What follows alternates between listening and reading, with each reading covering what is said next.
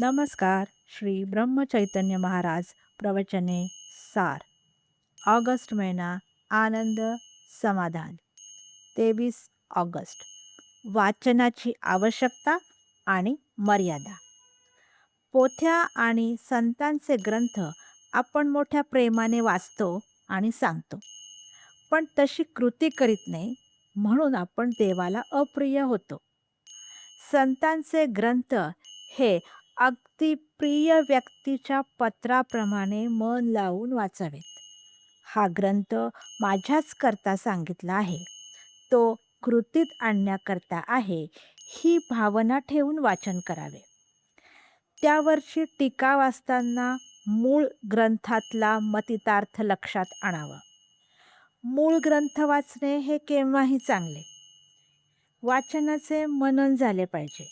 मनन झाले की ते आपल्या रक्तामध्ये मिसळते. वाचन आणि साधन बरोबर चालावे. मग साधकाला वाचनापासून खरा अर्थ कळतो आणि आनंद होतो. उपनिषदे, गीता, योग वासिष्ठ यासारखे वेदांतपूर्ण ग्रंथ वाचणे आणि ते समजावून घेणे आपल्या उपासनेला आवश्यक असते.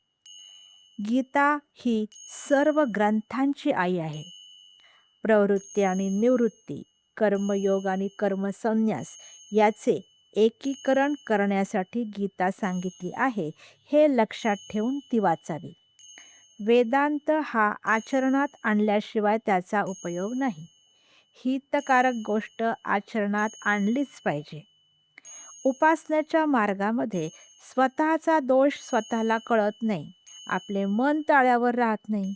अशा वेळी गीतेसारख्या ग्रंथांच्या वाचनाने आपला दोष आपल्याला कळतो आणि आपली चूक आपल्याला कळली तर आपण लवकर सुधारतो.